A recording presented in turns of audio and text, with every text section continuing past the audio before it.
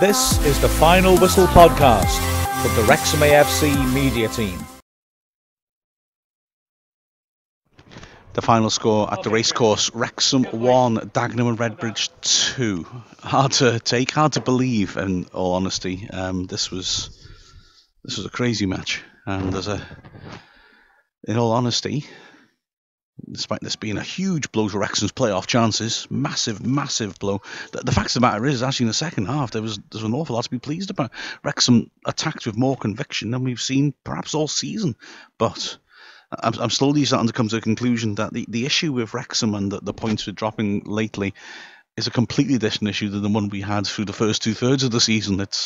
We were desperate for more creativity. I think, frankly, we found it. The number of chances that Wrexham have missed in recent matches, simple chances, is coming back to bite them with an absolute vengeance. It doesn't take a huge stretch of the imagination to imagine Wrexham winning an awful lot of the games in which they've dropped points in the last month or so, but they haven't. And as a result here, a game which they should have won, and I think should have won soundly, ends up as a home defeat against a team with nothing really to play for, and Wrexham's playoff hopes have taken a serious blow.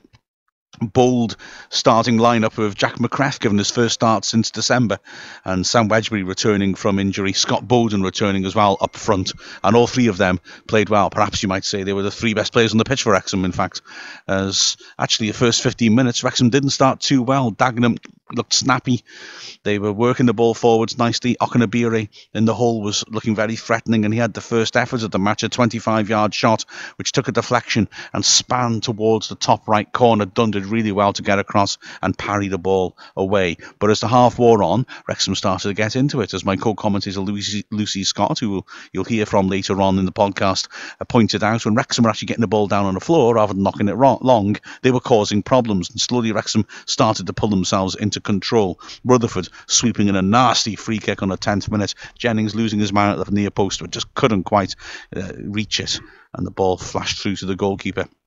Then McCrath's first real intervention, a really good run and cross going around the outside of Howells, who we had the beating of. He stood the ball up to the edge of the 6-yard box, near post. Quigley got there, headed it on goal, but his marker kept tight to him and got in the block. But in the 23rd minute, Wrexham took a deserved lead, and it was again McCrath's quality on the flank that made it. Wedgbury did really well to bring the ball down and hit a sumptuous diagonal to find him. McCrath took on his man and then did well to get his head up, and instead of just driving the ball in, pulling it back, Rutherford attacking it coming in from the left flank, side-footed it with power into the roof of the net from 15 yards out, and Wrexham had the lead. Dagenham had a couple of opportunities as the half wore on. Sparks swinging in a nasty corner, Dunn making a good punch through the crowd, Nunn driving a shot back into the crowded area. It ricocheted around and in the end fell 6 yards out for the centre forward Bloomfield, who hooked it wide, but it was a difficult chance, really. He had to stretch for it and he had to hit it first time. Then 5 minutes from the end, Dan Nailey striking with a bit of good fortune. Sparks beating Raven. Something happened a bit too often for Wrexham's comfort defensively, and swinging in a cross, which, well, to my eyes and to Dunn's eyes as well, it seems, bounced off the back of the bar and went behind for a goal kick. The referee said Dunn got a touch on it and gave the corner. In the first minute of added time in the first half, Wrexham went close again. Wedgbury again hitting a really good diagonal, this time to pick out Jennings. He fed it inside to Kelly, who worked it on to Quigley, and 20 yards out he hit a powerful shot which just scraped the bottom of the left post.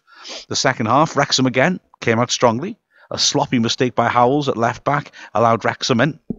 Bowden swinging in across to the far post. Quigley losing his man and heading it towards goal. The keeper was knocked backwards by the header, got his hands to it. Wrexham claimed that it crossed the line, that the linesman was unmoved, and Wrexham were frustrated, and even more frustrated as a frantic start to the half continued. Within a minute, it was level. Wrexham defending on the edge of the area and denying space well. The midfield deep, but stopping Dagenham having space to move the ball around. And then suddenly it all broke apart as the ball was fed in down the left channel. Okenabire got in goal side of his man, but the finish was magnificent. Okenabire standing up onto his right foot and curling it inside the right post. An absolutely magnificent finish by Okenabire, and Dagenham, out of the blue, it's got to be said, were level.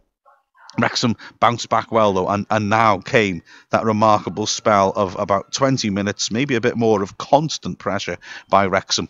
Within a minute of that goal, Wrexham were pressing straight away and should have been ahead again. Jennings coming inside well, feeding in Bowden, a brilliant through ball round the corner by Bowden, sent Quigley one-on-one with the keeper, but he hesitated, waiting for the ball to sit up properly for him, and Robson was able to slide in from behind and make a tackle, and Quigley frustrated one-on-one, but not getting a shot off. Wrexham continued to push on. Kelly swinging in a long ball between the centre-backs. Bowden getting up 15 yards out and putting in a glancing header, which went just wide of the right post. Dagenham not showing much threat, although they did have one lucky opportunity. Wrexham pressing hard in midfield, the defence pushing up a long way, but Dagenham managing to work a little triangle to get their way through it. It ended fortuitously, I think, though. Charlie Adams knocking the ball over the top. I don't think he meant it. I think he was trying to switch it to the left flank. Something that happened later in the game has given me pause for thought, because he actually hit another pass in a very ugly fashion in the same way, and maybe that's his technique, but it looks to me like he mishit it over the top and it dropped perfectly for Luke Howell, who was one-on-one with the keeper. Dunn was high up the pitch, naturally, because his defence were high up, and Howell tried a lob and got it all wrong and sent it deep into the cop. Then it was back on the front foot for Wrexham again. Wedgbury pressing really hard, harrying and eventually tackling Pennell and feeding it to Quigley, who went bursting through the centre. He had options either side, but he struck it from the edge of the D and it hit the bar and span away to safety. Within a minute, Wrexham coming in again. Jennings cutting inside nicely, feeding it into Bowden, who span and turned and struck it cleanly from 20 yards, or put it just wide of the right post. Then a penalty shout for Wrexham, which I've got to be honest, I thought had legs. Again, it was Quigley getting his shirt pulled. Remember last Saturday at Eastleigh, he ran into the box with his shirt pulled and the penalty was given. This looked like more shirt pulling than that one, in all honesty. He ran into the box and Pennell seemed to have a hold of him for a very, very long time. Quigley took ages trying to wrestle himself free. Eventually, when he was tackled, he went down and the referee penalised him maybe for his honesty and waved play on. Then Wrexham had Rutherford driving forwards and a remarkable free kick, a remarkable let-off for Dagenham. Rutherford putting the ball into the goalmouth. Pearson getting up and planting a header which looked certain goal. It hit a retreating Dagenham defender, seemed on the shoulder, and a span up hit the bar and span away to safety. A remarkable let-off. The defender, I don't think, really knew anything about it. I think Pearson's header was going to go in. Somehow Dagenham had survived and 9 minutes later would score in a bizarre echo of that incident. But Wrexham kept pushing on at constant pressure. Superb 1-2 between McCrath and Bowden, both of them looking up and really being aware of the movement of the other. Bowden feeding a return ball to McCrath, and he swung across at the far post. Quigley unmarked at the far post, rose, but headed it over the bar. Maybe just came a little bit too high for him, but he stayed on his back for a long time, frustrated that he wasn't able to put the header on target.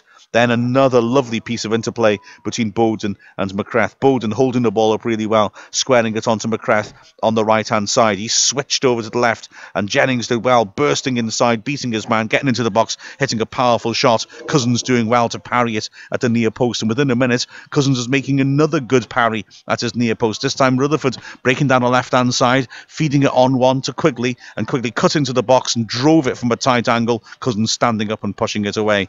Wrexham knocking on the door. It felt it only a matter of time before they would score, and yet in the 74th minute they were caught with a sucker punch. Now, I mentioned earlier that incredible let-off when Pearson rose and looked to have scored, but headed it against the defender and it ricocheted onto the bar.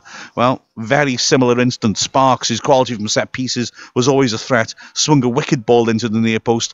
Michael Cheek, just off the bench, dived in to head towards goal, but he headed it against Raven, and this time the ricochet of the defender wasn't kind. It ricocheted at 90 degrees, done absolutely helpless as it rocketed inside the left post, and Wrexham found themselves behind, and it took them a good 10 minutes to really get any sort of attacking rhythm going, in all honesty, as they tried to come forwards. Rutherford was withdrawn for Ainge. Quigley went out onto the left flank. In the last 10 minutes, Wrexham did manage to stir up a little bit of energy.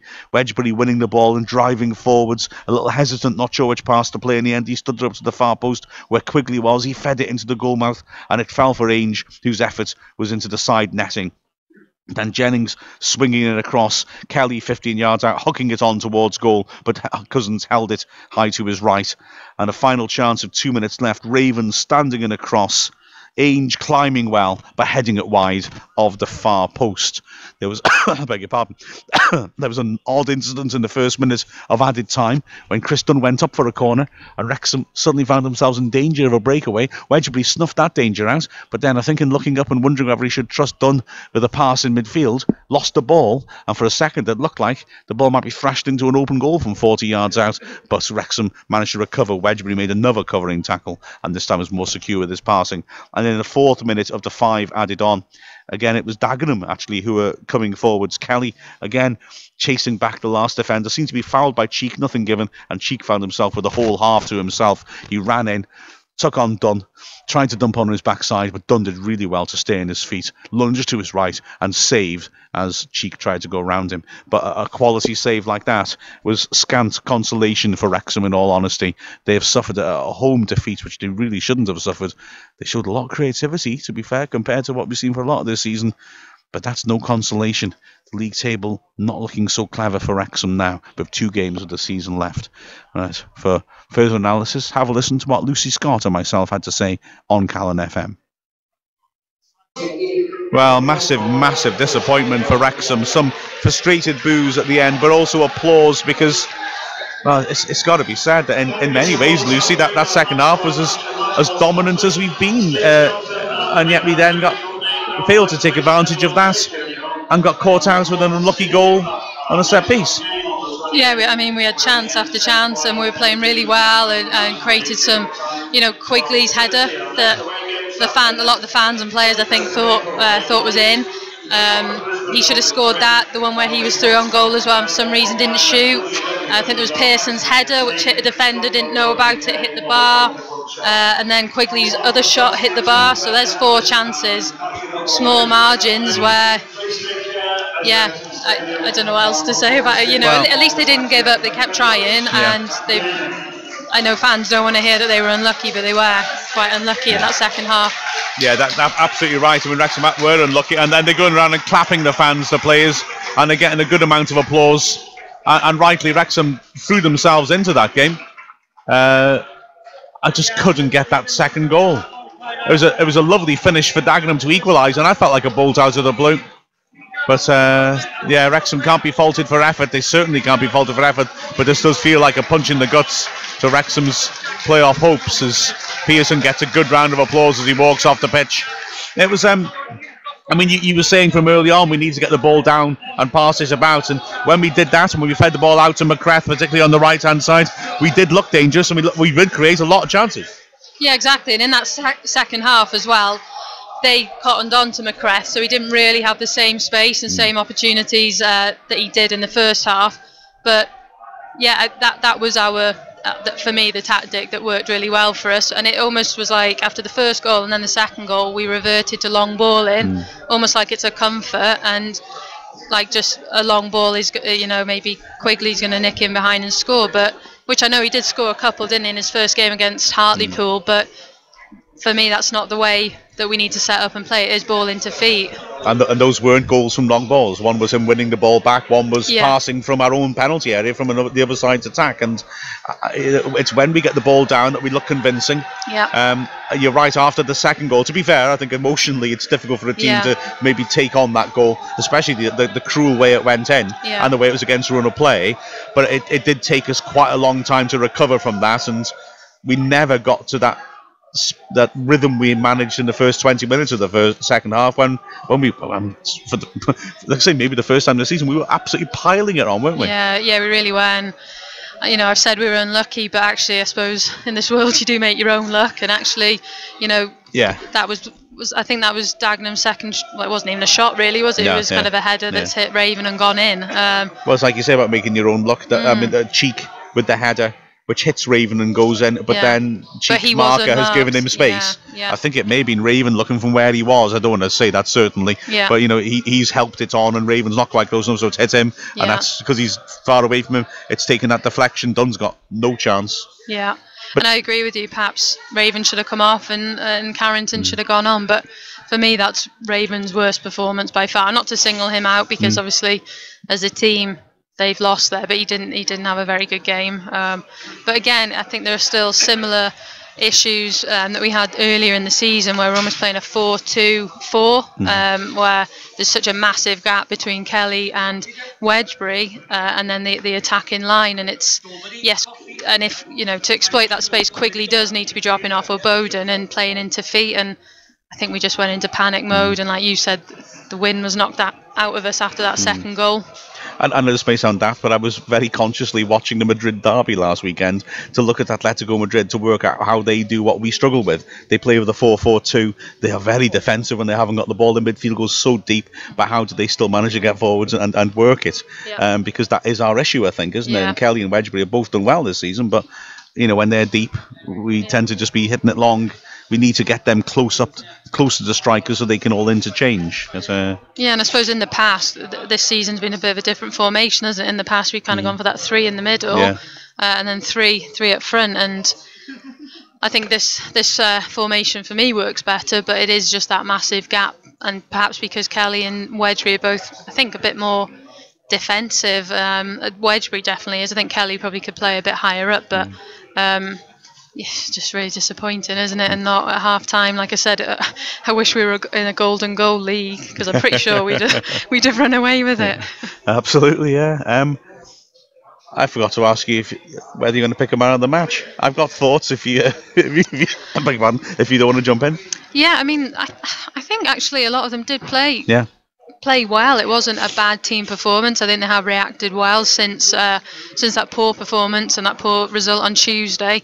But for me, first half, Jack McCrath definitely, and also Bowden. I mean, but I think I'd probably go overall McCrath, just because of how well he did play in the first half, and when he did get the ball in the second half, a lot of the opportunities were still coming through him. But Bowden did have a good game as well. I was glad to see Bowden back on the team sheet. And Wedgbury as well. I thought his energy did well, didn't he? Yeah, definitely. This is the Final Whistle podcast from the Wrexham AFC media team.